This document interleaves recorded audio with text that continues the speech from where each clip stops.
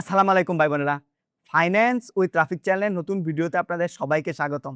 আশা করি সবাই ভালো আছেন। বার্জার পেইন্ট আমাদের বাংলাদেশের পেইন্ট এবং কোটিং ইন্ডাস্ট্রির বিজনেস লিডার। আমাদের বাংলাদেশের ১০০ টাকার ওয়াল পেইন্ট বিক্রি হইলে ৫৪ টাকার হয় বার্জারের। আমাদের বাংলাদেশের স্টক মার্কেটে ব্লুচিপ স্টকের সংখ্যা খুবই কম। একটা ডাইভার্সিফাই পোর্টফোলিওতে অনেকের এই বার্জার এই স্টকটাকে বাদ দিয়ে পোর্টফোলিও বানানোর সুযোগও নাই। অনেকেই আছেন যারা শরিয়া কমপ্লায়েন্সের জন্য ব্যাংকে ইনভেস্ট করেন না, তাদের জন্য আমাদের দেশে স্টকের সংখ্যা আরও লিমিটেড হয়ে যায়। তাদের বার্জার এই স্টকটিকে বাদ দিয়ে পোর্টফোলিও বানানোর সুযোগই নাই। এই কোম্পানিটিও সম্প্রতি খুব ভালো পারফরমেন্স করছে। এই বছরের প্রথম কোয়ার্টারে তাদের প্রফিটের গ্রোথ হয়েছে ১০৩%। তো চলেন আজকের ভিডিওতে আমরা বার্জার এই স্টকটা নিয়ে বিস্তারিত কথা বলি। বার্জার সম্প্রতি তাদের ২০২৬ সালের বছর শেষের অ্যানুয়াল রিপোর্ট পাবলিশ করেছে এবং তাদের Q1 এর ফাইন্যান্সিয়াল রিপোর্ট তাদের ওয়েবসাইটে পাবলিশ হয়েছে। আজকে আমরা এই দুইটি রিপোর্টের উপর ভিত্তি করে তাদের ফান্ডামেন্টাল অ্যানালাইসিস করব এবং ভ্যালুয়েশন করব। ভ্যালুয়েশন করে দেখব এই স্টকটা এখনো আন্ডার ভ্যালুড আছে কিনা, বা এই স্টকটা আমাদের মার্কেটে যেই দামে ট্রেড হচ্ছে এই দামটা ন্যায্য কিনা। আপনারা হয়তো অনেকেই এই ভিডিওটার জন্য এক সপ্তাহ ধরে বসে আছেন। আমার একটু অসুস্থতার কারণে এই ভিডিওটা বানাতে একটু দেরি হয়ে গেল। তো চলুন বেশি কথা না বলে আমরা আমাদের মেইন প্রেজেন্টেশনে চলে যাই। প্রথমে আমরা এক নজরে দেখে নিই আজকের ভিডিওটা কিভাবে সাজানো হয়েছে। আজকের ভিডিওটা 9টা চ্যাপ্টারে সাজানো হয়েছে। প্রথম চ্যাপ্টারে আমরা দেখব এর রেভিনিউ এর ব্রেকডাউন, এদের কোন বিজনেস সেগমেন্ট থেকে এদের কেমন রেভিনিউ আসে। দ্বিতীয় চ্যাপ্টারে আমরা দেখব গত বছর এরা ৩০৩ কোটি টাকা রাইট শেয়ার ইস্যু করেছে, সেই টাকাটা তারা কিভাবে ব্যবহার করছে। তৃতীয় চ্যাপ্টারে আমরা দেখব প্রথম কোয়ার্টারের ফাইন্যান্সিয়াল পারফরমেন্সের ব্রেকডাউন। তারপর আমরা ভ্যালুয়েশনে চলে যাব। আমরা প্রথমে শুরু করব রিলেটিভ ভ্যালুয়েশন দিয়ে। পঞ্চম চ্যাপ্টারে আমরা এই স্টকটির ডিভিডেন্ড ডিসকাউন্ট মডেলে এর ইন্ট্রিনসিক ভ্যালু বের করব। ষষ্ঠ চ্যাপ্টারে আমরা পিটার লিঞ্চের PEG/Y রেশিও দিয়ে এই স্টকটিকে ভ্যালুয়েশন করব। সপ্তম চ্যাপ্টারে আমরা DCF বা ডিসকাউন্টেড ক্যাশ ফ্লো মডেলে এই স্টকটিকে ভ্যালুয়েশন করব। অষ্টম চ্যাপ্টারে আমরা দেখব আমাদের দেশের টপ মিউচুয়াল ফান্ডগুলো এই স্টকটাকে কি দামে কিনেছে, এবং লাস্ট চ্যাপ্টারে আমরা সামারি এবং কনক্লুশনে পৌঁছাবো। আজকের ভিডিওটা একটু লম্বা হবে এবং অনেক ইনফরমেটিভ হবে।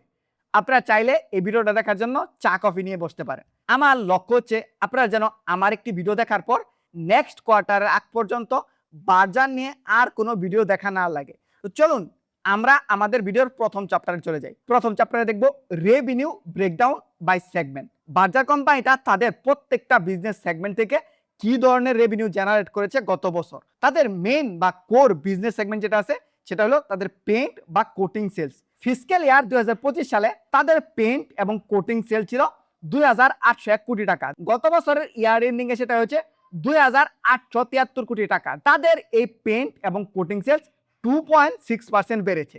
তাদের মেইন প্রোডাক্টটি হচ্ছে পেইন্ট এবং কোটিং সেলস। ২ নাম্বার বিজনেস সেগমেন্টটা হচ্ছে প্যাকেজিং ম্যানুফ্যাকচারিং।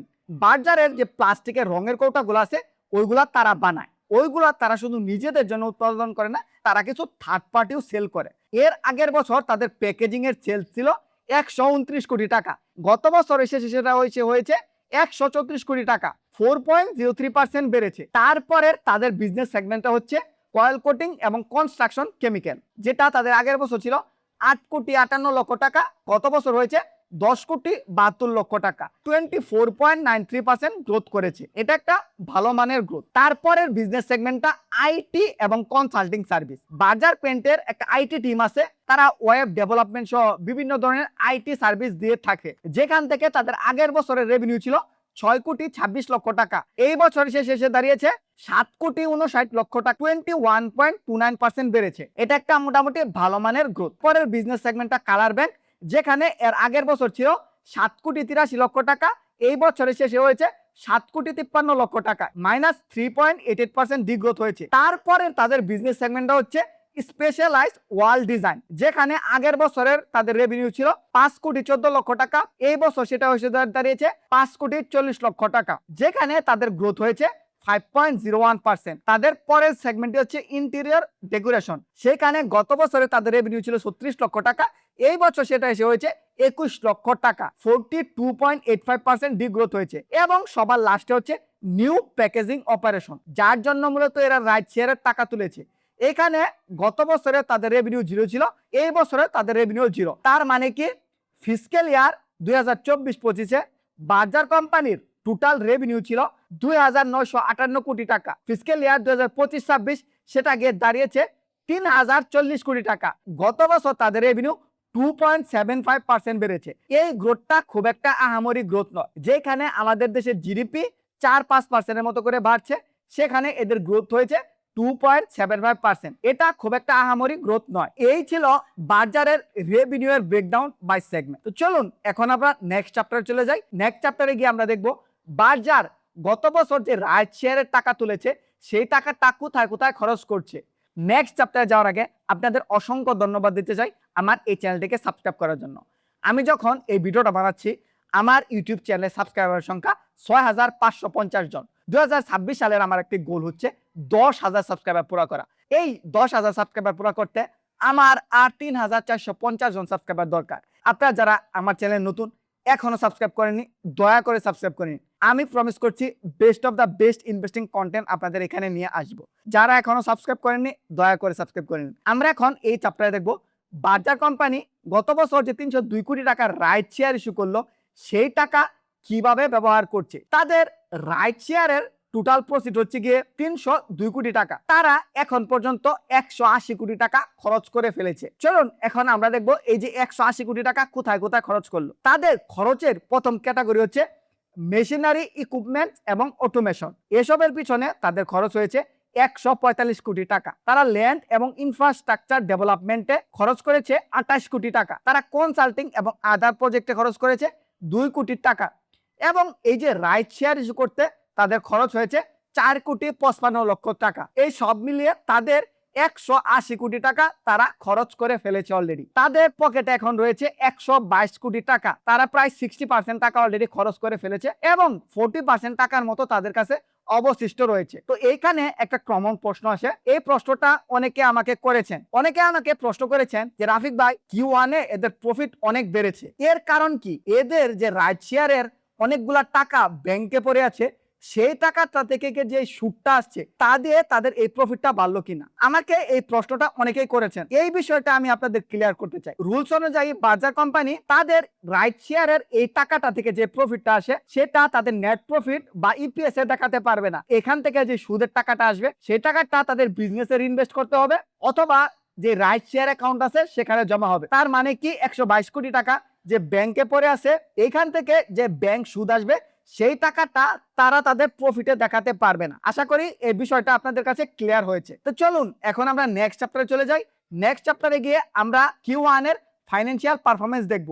গত বছরের Q1 এ এদের ইপিএস ছিল 18 টাকা 11 পয়সা। এই বছরের Q1 এ তাদের ইপিএস হয়েছে 36 টাকা 81 পয়সা। মানে কি এই বছরের Q1 এ গত বছর থেকে তাদের ইপিএসটা অলমোস্ট ডাবল হয়ে গেছে। তাদের ইপিএস এর গ্রোথ হয়েছে 103%। কি করে তাদের ইপিএস এর এত বড় একটা গ্রোথ হলো? এক নাম্বার পয়েন্ট হচ্ছে স্ট্রং সেলস। গত কোয়ার্টারে তাদের সেলস রেভিনিউ বেশি হয়েছে, সেলস রেভিনিউ বেড়েছে 14.88%। এর আগের বছরের ফার্স্ট কোয়ার্টারে যেখানে তাদের সেল ছিল 708 কোটি টাকা, এই বছরে হয়েছে 814 কোটি টাকা। তাদের পণ্য বা মাল বেশি বিক্রি হয়েছে।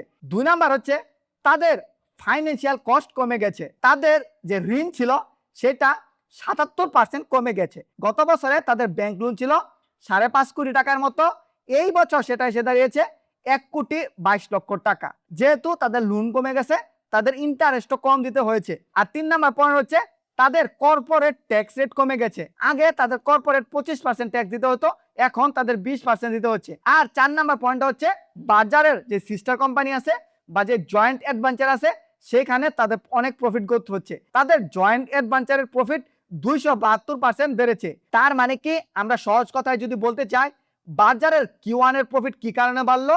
প্রথমত তাদের পণ্য বেশি বিক্রি হয়েছে, দ্বিতীয়ত তাদের ইন্টারেস্ট পে কম করতে হয়েছে, তাদের ট্যাক্স রেট কমে গেছে এবং তাদের সাবসিডিরা ভালো প্রফিট জেনারেট করছে। এইসব কারণে এই বছরের Q1 এ বাজারের প্রফিট অনেক বেড়ে গেছে, 103% বেড়ে গেছে। এখন আমরা টপ লাইন বটম লাইন দেখব। গত বছরের প্রথম কোয়ার্টারে এদের পণ্য বিক্রি হয়েছে বা সেলস রেভিনিউ 708 কোটি টাকা। এই বছরের প্রথমার্ধে সেটা গিয়ে দাঁড়িয়েছে 814 কোটি টাকা। তাদের সেলস রেভিনিউ 14.88% বেড়েছে। তাদের কস্ট অফ গুডস সোল্ড গত বছর Q1 ছিল 484 কোটি টাকা। এই বছরের Q1 সেটা এসে দাঁড়িয়েছে 504 কোটি টাকা। কস্ট অফ গুডস সোল্ড 4.02% বেড়েছে। তাদের মার্কেটিং এ গত বছরের Q1 খরচ হয়েছিল 89 কোটি টাকা। এই বছরের Q1 খরচ হয়েছে 99 কোটি টাকা। তাদের মার্কেটিং বাজেট 11.63% বেড়েছে। গত বছরের Q1 এদের ট্যাক্স ছিল 30 কোটি টাকা। এই বছরের Q1 সেটা এসে দাঁড়িয়েছে 13 কোটি 74 লক্ষ টাকা। এটার কারণে তাদের প্রফিট অনেক বেড়ে গিয়েছে। তাদের ট্যাক্স প্রায় 55.32% কমে গিয়েছে। তাদের এই ট্যাক্সটা কমার কারণে তাদের নেট প্রফিটে এত উন্নতি হয়েছে। গত বছরের Q1 তাদের টোটাল প্রফিট ছিল, এই বছরের Q1 সেটা দাঁড়িয়েছে 180 কোটি টাকা। মানে কি তাদের কোয়ার্টার অন কোয়ার্টার 103% প্রফিট বেড়েছে। এখন আমরা দেখব এই কোম্পানিটির প্রফিট মার্জিন। এই কোম্পানিটার গ্রোস প্রফিট মার্জিন গত বছর ছিল 31.61%। এই বছর সেটা দাঁড়িয়েছে 38.07%। এদের গ্রোস প্রফিট মার্জিন অনেক ইমপ্রুভ হয়েছে। এদের অপারেটিং প্রফিট মার্জিন 16.05% ছিল গত বছর। এই বছর সেটা দাঁড়িয়েছে 20.92%। এদের অপারেটিং প্রফিট মার্জিন অনেক বেড়েছে। এদের নেট প্রফিট মার্জিন গত বছর ছিল 12.09%। এই বছর সেটা দাঁড়িয়েছে 22.20%। মানে কি গত বছর এই কোম্পানিটা 100 টাকার রং বিক্রি করলে 12 টাকা ঘরে নিয়ে যেত। এই বছর এই কোম্পানিটা 100 টাকার রং বিক্রি করলে 22 টাকা ঘরে নিয়ে যায়। তাদের নেট প্রফিট মার্জিন অনেক বেড়েছে, যার মেন কারণই এদের ট্যাক্সে অনেক ছাড় পেয়েছে। এখন আমরা এই কোম্পানিটার ডেট টু ইকুইটি দেখব। গত বছরের ডিসেম্বর এন্ডিং এ এই কোম্পানিটির ব্যাংক লোন ছিল 86 কোটি টাকা। এই বছর সেটা দাঁড়িয়েছে প্রায় 34 কোটি টাকা। বাজার এই কোম্পানিটা জিরো রেট কোম্পানি নয়, এই কোম্পানিটার কিছু ব্যাংক ঋণ আছে। যদিও গত 6 মাসে এর ব্যাংক লোনে অনেক ইমপ্রুভ হয়েছে। আগে ছিল 86 কোটি টাকা, এখন সেটা দাঁড়িয়েছে 34 কোটি টাকা। গত বছরের ইয়ার এন্ডিং এ এই কোম্পানিটার টোটাল ইকুইটি ছিল 1965 কোটি টাকা। গত কোয়ার্টারে সেটা হয়েছে 2146 কোটি টাকা। গত বছরের ইয়ার এন্ডিং এ এর ডেট টু ইকুইটি রেশিও ছিল 0.07। গত কোয়ার্টারে সেটা হয়েছে 0.05। যদিও এই কোম্পানিটার কিছু ঋণ আছে, কিন্তু এর ইকুইটি ভ্যালু অনেক বেশি, এই জন্য এর ডেট টু ইকুইটি রেশিও অনেক কম। এই কোম্পানিটাকে পুরোপুরি জিরো ডেট কোম্পানি বলা যায় না, কিন্তু এর ডেট টু ইকুইটি রেশিও মোটামুটি অ্যাকসেপ্টেবল। একটি কোম্পানির ডেট টু ইকুইটি রেশিও 1 থেকে কম হলেই চলে। তার মানে কি এই কোম্পানিটা মোটামুটি লেস ডেট একটা কোম্পানি। ডেট নিয়ে খুব একটা চিন্তা করার দরকার নাই। এখন আমরা এই কোম্পানিটির রিটার্ন অন ইকুইটি দেখব। প্রথম রেশিওটি ROCE, return on capital employed. গত বছর এটা ছিল 24.70%, এই বছর হয়েছে 23.80%। ROCE কমেছে। ROIC, বাজারের একটা সমস্যা হচ্ছে এর ROIC অনেক কম। এর ROIC দেখুন 8.93%, গত বছর এটা ছিল 8.93%, এই বছর সেটা এসে হচ্ছে 6.36%। ROIC মানে হচ্ছে রিটার্ন অন ইনভেস্টেড ক্যাপিটাল। নতুন যে টাকাটা বিজনেস ইনভেস্ট করছে তার উপর কি রিটার্ন জেনারেট করে, এই রিটার্নটা খুব একটা ভালো রিটার্ন নয়। এর ROE দেখুন, রিটার্ন অন ইকুইটি দেখুন, গত বছর ছিল 24.01%, এই বছর সেটা এসে দাঁড়িয়েছে 21.88%। রিটার্ন অন ইকুইটিও কমেছে। তো এই ছিল বাজারের এই বছরের প্রথম কোয়ার্টারের পারফরমেন্স। এখন আমরা বাজার এই স্টকটিকে ভ্যালুয়েশন করব। আমরা শুরু করব রিলেটিভ ভ্যালুয়েশন দিয়ে। প্রথমে আমরা রিলেটিভ ভ্যালুয়েশনে একে পিই বা প্রাইস টু আর্নিং রেশিও দিয়ে একে জাজ করব। বাজারের এই বছরের কোয়ার্টার 1 এর আর্নিং কে যদি আমরা অ্যানুয়ালাইজ করি তাহলে বাজারের পি দ্বারা 10.20। এটা আমি বলছি না, আপনি যদি ঢাকা স্টক এক্সচেঞ্জের ওয়েবসাইটে যান এখানে কি আপনি দেখতে পারবেন 10.2। মানে কি এই বছরের Q1 এ এদের যে ইপিএস আসছে ওটাকে আমরা 4 দিয়ে গুণ করে অ্যানুয়ালাইজ করেছি। গত 5 বছরে বাজারে অন এভারেজে পি ছিল 24.31। মানে কি আজকে যদি আপনি বাজার এই স্টকটি কিনেন আপনি হিস্ট্রিক্যালি দাম থেকে কম দামে কিনছেন। রিলেটিভ ভ্যালুয়েশনে আমরা সাধারণত একটা স্টককে তার সেক্টর পি দিয়েও জাজ করি, কিন্তু বাজার আমাদের দেশে মিসএলিনিয়াস সেক্টর ট্রেড হয়, তো এইটা আমাদের জানা পসিবল না অন্য রঙের কোম্পানিগুলা কি দামে মার্কেটে ট্রেড হয়। তো এই জন্য আমরা সেক্টর পিটাকে বাদ দিয়ে দিয়েছি। আমাদের বাংলাদেশের ওভারঅল মার্কেটের পি হচ্ছে 11.95। মানে কি আপনি যদি এখন বাজার এই স্টকটা কিনেন আপনি ওভারঅল মার্কেট থেকেও কম দামে কিনছেন এবং বাজারের হিস্ট্রিক্যাল দাম থেকেও কম দামে কিনছেন। আমাদের দ্বিতীয় রিলেটিভ ভ্যালুয়েশন হচ্ছে ডিভিডেন্ড ইল্ড। আমরা এখন ডিভিডেন্ড ইল্ডের উপর বেস করে বাজারকে জাজ করব। বাজার গত বছর 52 টাকা 50 পয়সা পার শেয়ারে ডিভিডেন্ড দিয়েছে, সেই হিসাবে বাজারের ডিভিডেন্ড ইল্ড হয় 3.50%। এটা একটা খুব ভালো ডিভিডেন্ড ইল্ড নয়। আমাদের ওভারঅল মার্কেটের ডিভিডেন্ড ইল্ড হচ্ছে 3.38%, সেই হিসাবে আমাদের ওভারঅল মার্কেট থেকে একটু বেটার। আপনি যদি আপনার টাকা 5 বছরের ট্রেজারি বন্ডে রাখেন, এখন আপনি 9.15% কুপন পেমেন্ট পাবেন। 5 বছরের বন্ডে আপনার ক্যাপিটাল গেনের সুযোগ নাই, বাজারে আপনার ক্যাপিটাল গেনের সুযোগ আছে। সেই হিসাবে বলা যায় বাজারে ডিভিডেন্ড ইল্ডটা একটু কম। আমাদের দেশে অনেক ব্লুচিপ স্টক আছে, অনেক মাল্টিন্যাশনাল কোম্পানি আছে যাদের ডিভিডেন্ড ইল্ড বাজার থেকে অনেক বেশি। তো এই ছিল আমাদের রিলেটিভ ভ্যালুয়েশন। এখন আমরা অ্যাবসলিউট ভ্যালুয়েশনে চলে যাব। আমাদের প্রথম যে ভ্যালুয়েশন মডেল সেটি হচ্ছে dividend discount model. Dividend discount মডেলের ফর্মুলা হচ্ছে এটা। এর জন্য কি কি লাগবে? এর জন্য আমাদের লাগবে D1, নেক্সট ইয়ারে কত টাকা ডিভিডেন্ড দিবে, আমাদের লাগবে ডিসকাউন্ট রেট এবং গ্রোথ রেট। এই ডাটাগুলো দিয়ে আমরা ডিভিডেন্ড ডিসকাউন্ট মডেলে বাজারের ইন্ট্রিনসিক ভ্যালু বের করে নেব। যেহেতু বাজার এই কোম্পানিটার অনেক গ্রোথ হচ্ছে, আমরা ধরে নিচ্ছি এই কোম্পানিটা আগামী বছর 60 টাকা ডিভিডেন্ড দিবে। এটা একটু অপটিমিস্টিক। গত বছর এই কোম্পানিটা 52 টাকা 50 পয়সা ডিভিডেন্ড দিয়েছে, সেখান থেকে আমরা ধরে নিয়েছি 60 টাকা ডিভিডেন্ড দিবে। আমাদের দেশের 10 বছরের ট্রেজারি বন্ডের ইল্ড এখন কমে গেছে, এটা এখন দেখাচ্ছে 9.42%। সেই হিসাবে আমরা ডিসকাউন্টেড 10% ধরেছি। আর আমরা প্রজেক্টেড গ্রোথ রেট ধরলাম ডিভিডেন্ডের 6.5%। 6.5% এর গ্রোথ রেট ধরলে ডিভিডেন্ড ডিসকাউন্ট মডেলে বাজার কোম্পানিটির ইন্ট্রিনসিক ভ্যালু আসে 1542 টাকা 86 পয়সা। 1542 টাকা 86 পয়সা। মার্কেটে এই স্টকটি ট্রেড হচ্ছে 1501 টাকা 50 পয়সাতে। মানে কি এই স্টকটি প্রায় ফেয়ার ভ্যালুতে আছে। এই স্টকটি মাত্র 2.68% আন্ডার ভ্যালুড। এখনকার দাম এর ফেয়ার ভ্যালুতে রয়েছে। আমি এখানে একটু অপটিমিস্টিক হয়ে 60 টাকা ধরেছি। চলুন আমরা 55 টাকা ধরে দেখি যে আগামী বছর যদি 55 টাকা ডিভিডেন্ড দেয়, 55 টাকা ডিভিডেন্ড দিলে এর ইন্ট্রিনসিক ভ্যালু আসে 1414 টাকা 29 পয়সা। তো সেই হিসাবে এই স্টকটি -6.17% ওভার ভ্যালুড আছে। আমরা একটু অপটিমিস্টিক হয়ে 60 টাকা ধরলাম। যদি 60 টাকা ধরা হয়, সেই হিসাবে এই স্টকটা ফেয়ার ভ্যালুতে আছে। মানে কি এই স্টকটা খুব একটা ডিসকাউন্টে নাই। ডিভিডেন্ড ডিসকাউন্ট মডেলে এই স্টকটা মোটামুটি ফেয়ার ভ্যালুতেই আছে। তো এই ছিল আমাদের ডিভিডেন্ড ডিসকাউন্ট মডেল। আমাদের নেক্সট ভ্যালুয়েশন মডেল হচ্ছে পিটার লিঞ্চের PEG/Y রেশিও। PEG/Y রেশিও একটা স্টকের ইন্ট্রিনসিক ভ্যালু দেয় না। এটা বলে যদি PEG/Y রেশিও 1 হয় তাহলে আপনি ধরে নেবেন স্টকটি ফেয়ারলি ভ্যালুড, মানে কি ঠিকঠাক মতো ভ্যালুড রয়েছে। 1 থেকে কম হলে ধরে নেবেন স্টকটা আন্ডার ভ্যালুড, কিন্তু 1 থেকে বেশি হলে স্টকটা ওভার ভ্যালুড বা এক্সপেন্সিভ। আমরা এখন এই স্টকটির PEG/Y রেশিও বের করব। PEG/Y রেশিও বের করতে আমাদের কি কি লাগবে?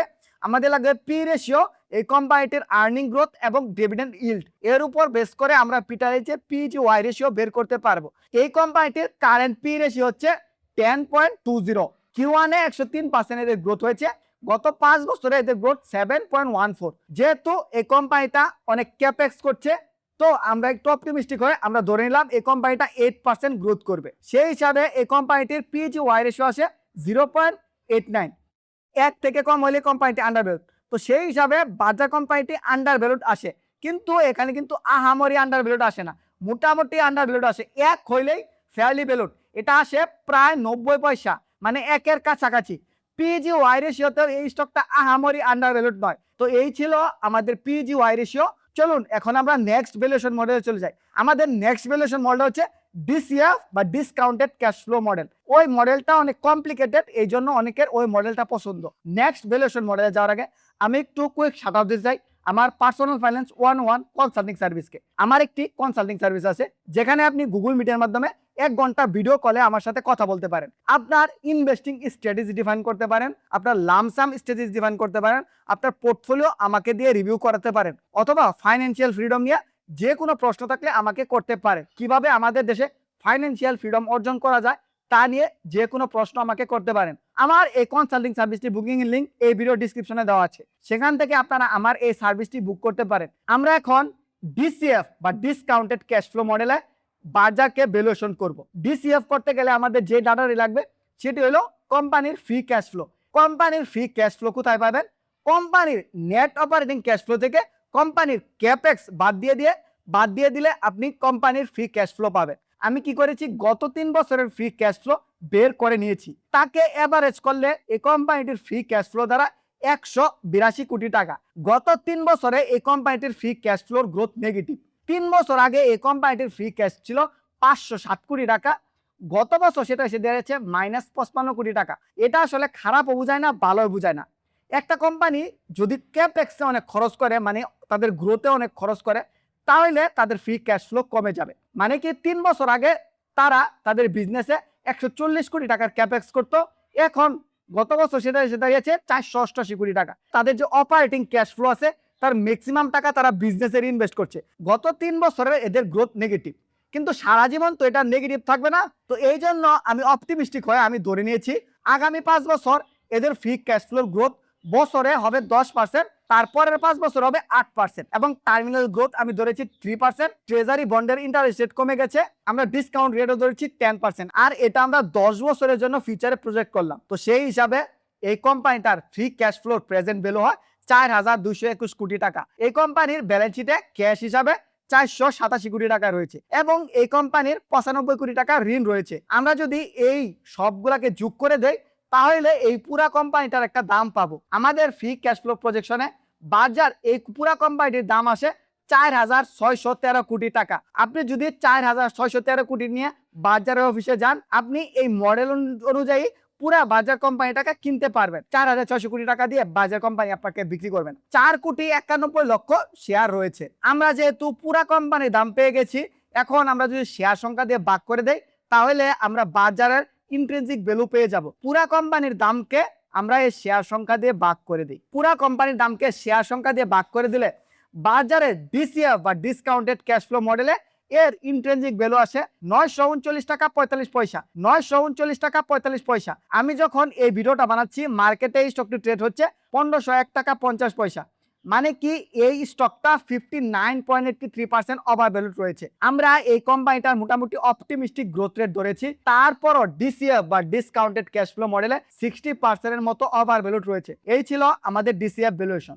এখন আমরা এই চ্যাপ্টারে দেখব আমাদের দেশের টপ মিউচুয়াল ফান্ড এই স্টকটা কি দামে কিনেছে। এজ শরিয়া ফান্ড এই স্টকটা তাদের পোর্টফোলিওতে ছিল, তারা এই স্টকটা বিক্রি করে দিয়েছে, এখন তাদের পোর্টফোলিওতে এই স্টকটা আর নাই। বিআইপিবি এসিবিএল ফার্স্ট ইউনিট ফান্ড এই স্টকটির 47,782টি ইউনিট হোল্ড করছে, তাদের অন এভারেজে কিনা দাম 1342 টাকা 14 পয়সা। সিডব্লিউটি শরিয়া ফান্ড এই স্টকটির 1500 ইউনিট হোল্ড করছে, যাদের অন এভারেজে কিনা দাম 1427 টাকা 70 পয়সা। Shanta first income unit fund 46,584টি ইউনিট হোল্ড করছে, তাদের অন এভারেজে কিনার দাম 1510 টাকা 18 পয়সা। শান্তার কিনা দাম সবসময় হাই, তারা কখনোই কম দামে স্টক কিনতে পারে না। ইউসিবি তাকওয়া ফান্ডে এই স্টকটি নেই, আইডিএলসি গ্রোথ ফান্ডেও এই স্টকটি নেই। অন এভারেজে আমাদের দেশের টপ মিউচুয়াল ফান্ডগুলা এই স্টকটা কিনেছে 1426 টাকা 76 পয়সাতে। মার্কেটে এই স্টকটি ট্রেড হচ্ছে 1501 টাকা 50 পয়সাতে। মানে কি মিউচুয়াল ফান্ডের দাম থেকে -5.025% ওভার ভ্যালুড রয়েছে। তো চলুন এখন আমরা আমাদের পুরা এই ভ্যালুয়েশনটার একটা সামারি দেখি। ডিভিডেন্ড ডিসকাউন্ট মডেলে এই স্টকটির ইন্ট্রিনসিক ভ্যালু আসে 1542 টাকা 86 পয়সা। 2.68% আন্ডার ভ্যালুড রয়েছে, মানে খুব বেশি আন্ডার ভ্যালুড নেই, অল্প একটু আন্ডার ভ্যালুড রয়েছে বা প্রায় ফেয়ার প্রাইসের কাছাকাছি রয়েছে। পিটা লেন্সের পিজি ওয়াই রেশিওতে এই স্টকটির পিজি ওয়াই রেশিও 0.89, এক থেকে কম হলে আন্ডার ভ্যালুড। এটা কি মোটামুটি আন্ডার ভ্যালুড, খুব একটা আন্ডার ভ্যালুড নয়। ডিসিএফ বা ডিসকাউন্টেড ক্যাশ ফ্লো মডেলে এই স্টকটির ইন্ট্রিনসিক ভ্যালু 939 টাকা 45 পয়সা। ডিসিএফ মডেলে এই স্টকটি প্রায় 60% এর মতো ওভার ভ্যালুড রয়েছে। আমাদের দেশের মিউচুয়াল ফান্ডগুলা অন এভারেজে এই স্টকটি কিনেছে 1426 টাকা, সেই হিসাবে এই স্টকটি -5.25% ওভার ভ্যালুড রয়েছে। বলতে গেলে এই স্টকটা সবগুলা ভ্যালুয়েশন মডেলে খুব একটা আন্ডার ভ্যালুড নয়, মোটামুটি এই স্টকটা ফেয়ার ভ্যালুর কাছাকাছি রয়েছে অথবা ওভার ভ্যালুড। এখন আমরা এই স্টকটির বুল এবং বেয়ার কেস দেখব, কি কি কারণে এই স্টকটা আপনি কিনতে পারেন অথবা আপনার হোল্ডিং এ থাকলে কি কি কারণে এই স্টকটা বিক্রি করতে পারেন। এক নাম্বার বুল কেস বা অপটিমিস্টিক সিনারিও। প্রথম হচ্ছে মার্কেট ডমিনেন্স। বাজার কোম্পানি আমাদের দেশে মার্কেট লিডার, 50 বছরের বেশি সময় ধরে আমাদের দেশে বিজনেস করে আসছে এবং এদের মার্কেট শেয়ার 54%। 100 টাকার রং বিক্রি হইলে 54 টাকার হয় বাজারের। 2 নাম্বার হচ্ছে এরা এক্সপেনশনে অনেক কাজ করছে, 980 কোটি টাকা দিয়ে এরা মিরাজসরায়ে নতুন ফ্যাক্টরি দিচ্ছে। 4 নাম্বার বুল কেস হচ্ছে রাইট শেয়ার। এদের 303 কোটি টাকা রাইট শেয়ার সাকসেসফুল হয়েছে, ওই টাকা তারা এখন প্যাকেজিং ফ্যাক্টরিতে খরচ করছে। আর 5 নাম্বার, এইটা অনেকের কাছে অনেক ইম্পর্টেন্ট, এটা হচ্ছে এই স্টকটা শরিয়া কমপ্লায়েন্ট। যারা শরিয়া কমপ্লায়েন্ট স্টক খুঁজেন তাদের পোর্টফোলিওতে এই স্টকটা বাদ দেওয়ার সুযোগই নেই। আমাদের দেশের ভালো ব্লু চিপ স্টকই 3-4টা, তো এইখান থেকে আপনাদের এই বাজার কোম্পানিটা বাদ দেওয়ার সুযোগই নাই। এই ছিল বাজারের অপটিমিস্টিক বা বুল কেস। এখন আমরা দেখব বাজারের বেয়ার কেস বা পেসিমিস্টিক সিনারিও। এই কোম্পানিটার প্রফিট ইনফ্লেশনের সাথে লিঙ্কড। যখন একটা দেশে ইনফ্লেশন থাকে তখন মানুষ কিন্তু বিল্ডিং এ রং করে না, তো ইনফ্লেশন বেড়ে গেলে এসব কোম্পানির প্রফিট কমে যায়। 2 নাম্বার হচ্ছে এই কোম্পানিটা এখন খুব ডিসকাউন্টে ট্রেড হচ্ছে না, এই কোম্পানিটা মোটামুটি ফেয়ার ভ্যালুতে ট্রেড হচ্ছে, এই কোম্পানিটা খুব বেশি আন্ডার ভ্যালুড নয়। 3 নাম্বার হলো রয়্যালিটি বার্ডেন, এই কোম্পানির অনেক টাকা রয়্যালিটি দিতে হয়। বাজার যে রংগুলো আছে এইগুলো মূলত বিদেশ থেকে তাদের মেন যে কোম্পানি আছে সেই কোম্পানি থেকে তারা লাইসেন্সিং করে এনেছে, তো ওইখানে প্রচুর পরিমাণ তাদের রয়্যালিটি পেমেন্ট যায়। তো আপনি যদি ইনভেস্টর হন আপনি এই জিনিসটা খেয়াল রাখবেন যে প্রতি বছর বা প্রতি কোয়ার্টারে বা তারা কি অনেকগুলো টাকা রয়্যালিটি ভাবে নিয়ে যাচ্ছে কিনা। 4 নাম্বার বেয়ার কেসটা হচ্ছে লো আরওআইসি, এই কোম্পানিটার আরওআইসি অনেক কম, গত কোয়ার্টারে আরওআইসি হচ্ছে 6.36%, এই কোম্পানিটার আরওআইসি ভালো নয়। আর লাস্টের পয়েন্ট হচ্ছে ট্যাক্স, গত কোয়ার্টারে যে প্রফিটটা এসেছে তার মেন কারণটা হচ্ছে এদের ট্যাক্স ছাড়, এরা প্রচুর পরিমাণ ট্যাক্সের ছাড় পেয়েছে, 25% কর্পোরেট ট্যাক্স 20% হয়ে গেছে।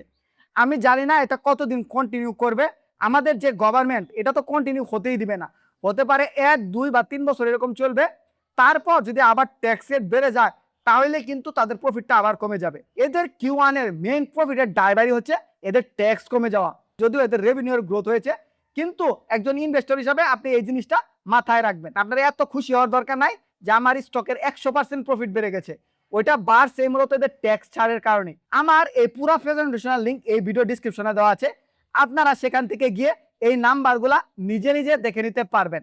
আপনারা যারা এখনো আমার চ্যানেল সাবস্ক্রাইব করেননি দয়া করে সাবস্ক্রাইব করে নিন, আর যারা আমার পার্সোনাল ফাইন্যান্স 101 কনসাল্টিং সার্ভিসটা বুক করতে চান তারও লিংক এই ভিডিও ডিসক্রিপশনে দেওয়া আছে। আমাদের কয়েকটি ফেসবুক গ্রুপ আছে যেখানে আমরা স্টক এবং পার্সোনাল ফাইন্যান্স নিয়ে খোলামেলা কথা বলে থাকি, আপনারা চাইলে সেই গ্রুপগুলোতে এই ভিডিও ডিসক্রিপশনের লিংক থেকে জয়েন করতে পারেন। কমেন্টে আপনারা আমাকে জানান নেক্সট কি ভিডিও বানাবো। আমি প্ল্যান করছি যমুনা ব্যাংকের ভিডিও বানাতে, তবে আপনারা কমেন্টে আমাকে জানাতে পারেন কি নেক্সট ভিডিও বানাবো, যেখানে সবচেয়ে বেশি কমেন্ট পড়বে নেক্সট ভিডিও সেটাই হবে। আমার এই ভিডিওটা এতক্ষণ দেখার জন্য আপনাদের অসংখ্য ধন্যবাদ। নেক্সট ভিডিওতে খুব শীঘ্রই আপনাদের সাথে দেখা হবে।